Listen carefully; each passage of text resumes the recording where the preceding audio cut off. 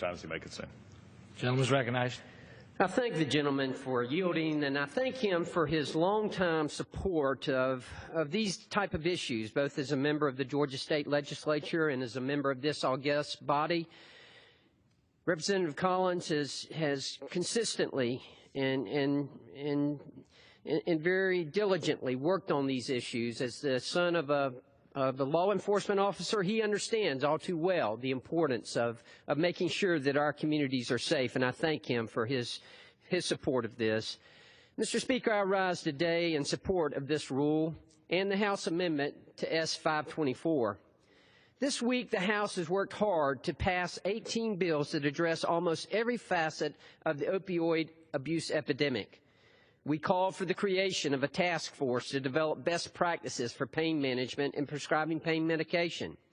We've authorized grants for local and state agencies to better fight this epidemic through better resources.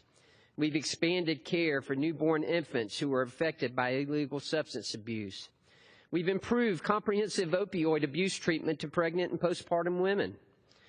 And we've created safety measures for use of opioids when treating veterans with chronic pain. I'm proud of the measures this body has passed that make up the House amendment to S. 524. Mr. Speaker, our nation is facing an opioid epidemic, and no community is safe. It affects all communities across the nation, whether they be urban, suburban, or rural. Serving more than 30 years as a community pharmacist, I've witnessed and participated in some of the greatest advances in the history of medicine. I've seen diseases that once required hospitalization become illnesses treated from home with medication.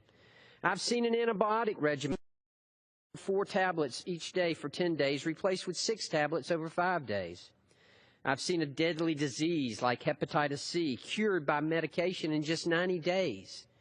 The advances that I've witnessed in medicine can truly be called nothing more than miraculous. And that's important. We need to recognize that this fight against the opioid epidemic is going to have to be a team effort. We are going to have everyone, all professionals, all healthcare professionals involved in this, whether it be doctors, nurses, pharmacists, PAs, APRNs, whoever. They have to be involved. Families have to be involved. Our communities have to be involved. Our legislature has to be involved.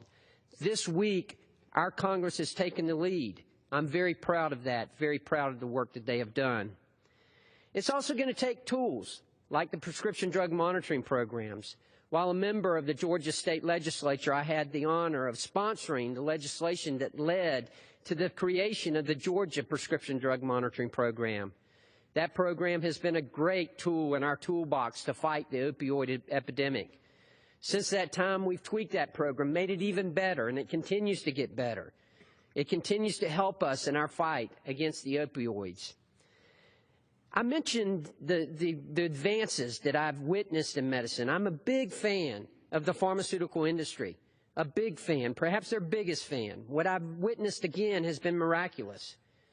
And I call on the pharmaceutical companies because right now there exists a gap in treating pain. Right now we have available to us medications such as ibuprofen and acetaminophen.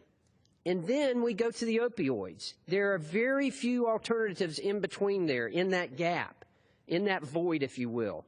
Very few. Once you get past on a couple of others, there's nothing else for us to use, nothing else for us to prescribe. I have confidence in the pharmaceutical manufacturers, and I call on them to fill in that gap, to fill in that void.